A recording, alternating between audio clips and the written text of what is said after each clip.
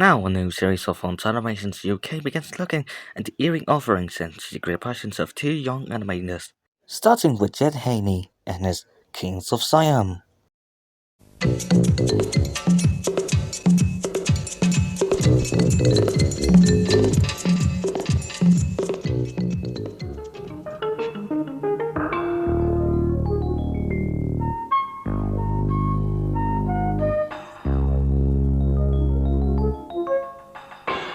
I started it like 6.5 years ago, and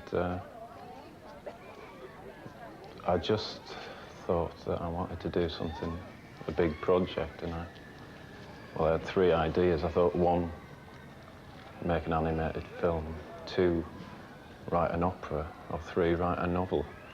And I thought the animated film would be the quicker of the three. It's just going to show how long you can be, really.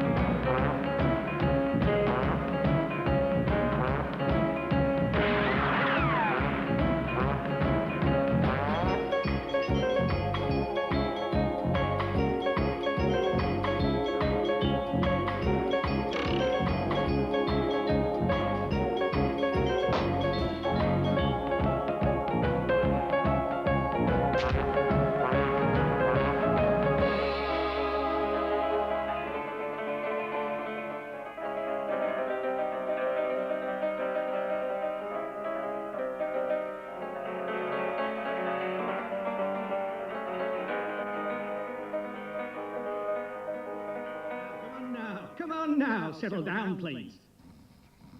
No, listen. Honestly, we're the best of friends, aren't we, brother? That we are, brother, that we are. I mean, even wild horses could never tear us apart. Nothing will ever come between us, that's for sure.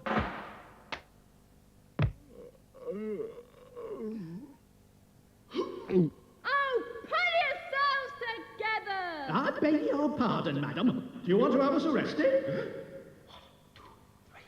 Au revoir, you've been a wonderful audience. Marvellous. Thanks a lot. Aye. Thanks a lot.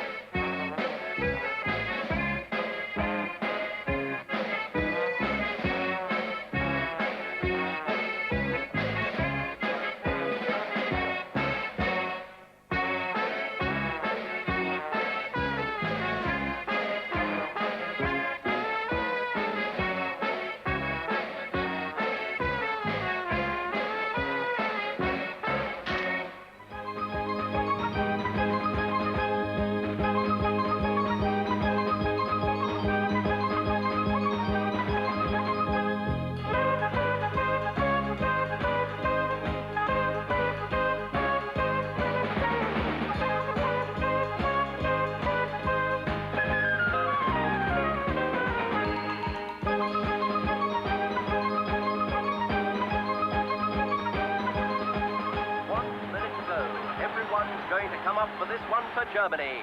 And the referee looks at his watch. Any second now, it will all be over. 30 seconds by our watch, and the Germans are going down, and they can hardly get up. Oh, I say, what a remarkable piece of skill so late in this grueling contest for this glittering prize.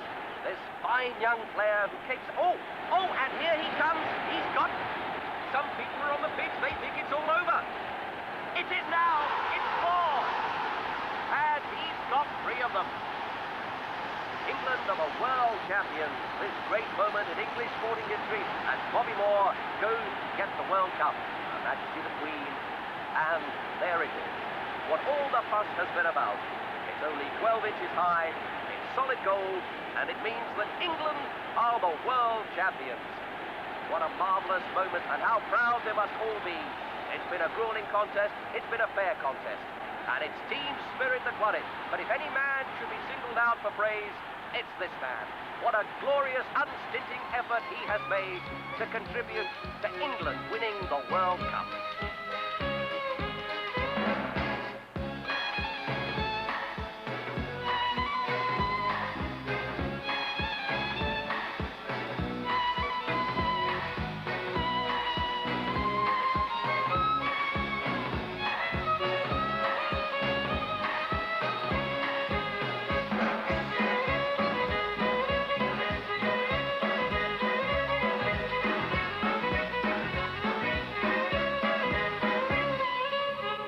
Don't try to fight it, baby, 'cause you know you're gonna lose. I'm a man with angel fingers, I've got wings upon my shoes. So don't try to fight it, honey, 'cause you know I always win. I can give you the taste of paradise and show you original sin. All these things, a thousand more. There is nothing in the world that I can't do. Oh, but I can't wait all night, and I won't wait all night. I can't wait all night for the last dance with you.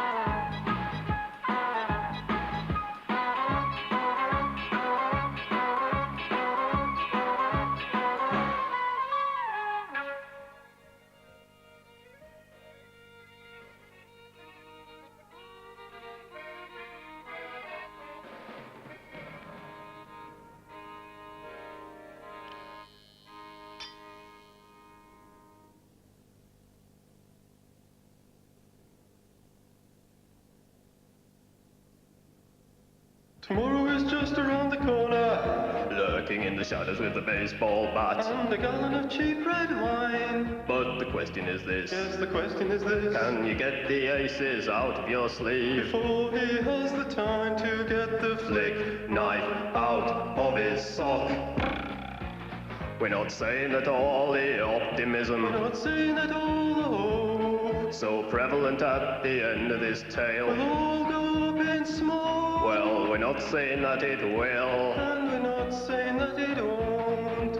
only that it might.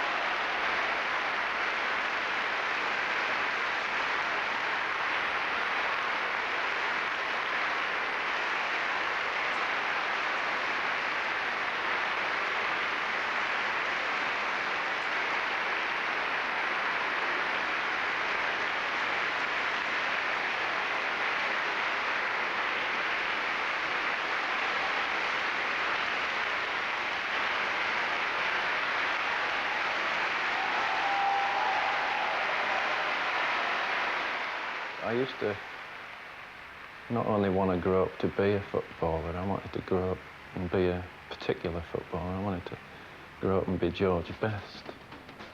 And I don't quite know how I thought it, but I couldn't actually believe that I wouldn't. I thought, I've seen George Best lately. I'm bloody glad I didn't, but one of the Siamese twins wants to be a footballer and one wants to be sort of rock and roll singer. Both of those things are elements of me, but then you also see the Siamese twins as sort of really bad stand-up comedians, and that's something I always wanted to. Well, I didn't want to be a really bad stand-up comedian. I wanted to be a really good stand-up comedian, but it's been difficult in that when I started, I thought it would take me like a year or 18 months, you know, and it was that. The difficult bit was that horror after 3 years of realising you were only halfway through it. I got into my flat one evening, my flatmate says to me, "Did you get past drawing 254?" And that when I'd got into the studio that morning, that is the drawing I'd been stuck on the day before, and I said to him, "Yeah, but how did you know?" He said, "Well, I stood here for like a quarter of an hour while you made a cup of tea last night at 3 o'clock in the morning, talking to you about it. And I hadn't been awake. I was just sort of wandering around, rambling about drawing 254, which I'd got stuck on. I didn't remember anything about it. That was the worst thing. I couldn't sleep for 6.5 years.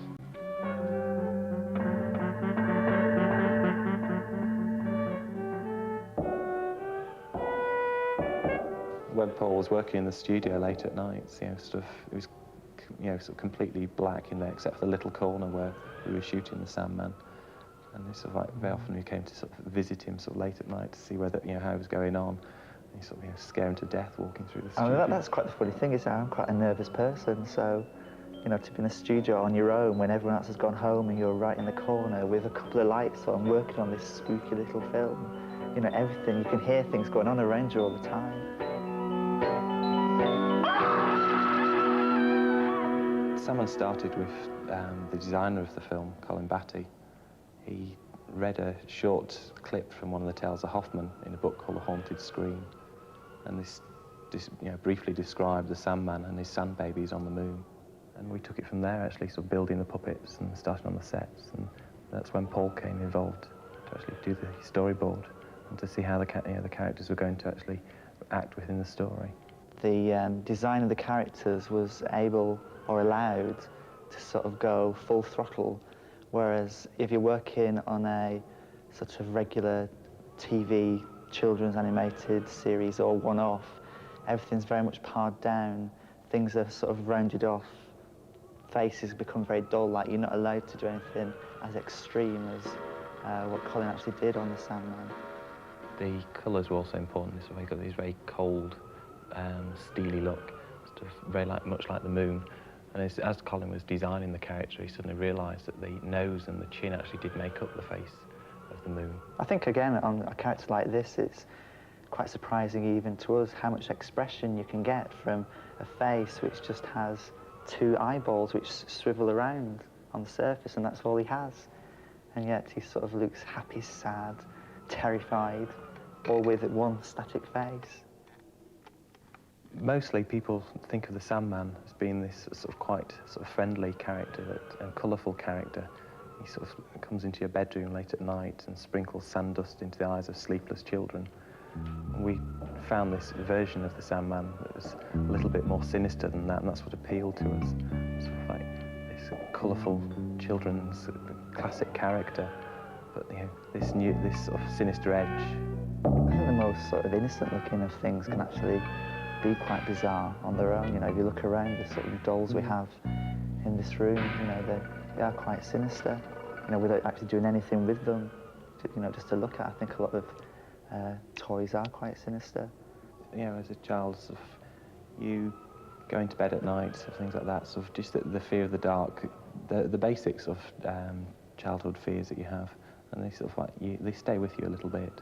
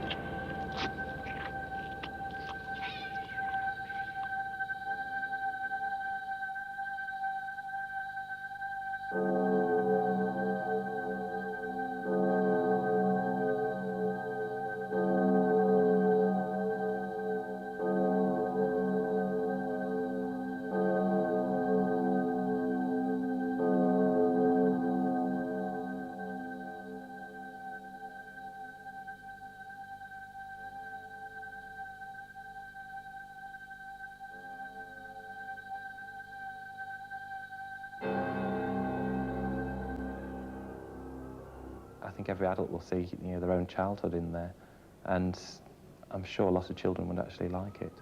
I think children would like it, and we have actually allowed certain children to see it, and the reaction is obviously quite strong because of the nature of the film. But I think that's the whole problem. You could actually put this film out a lot earlier, and the children would love it, and it'd be the adults who'd be sort of phoning and complaining about it.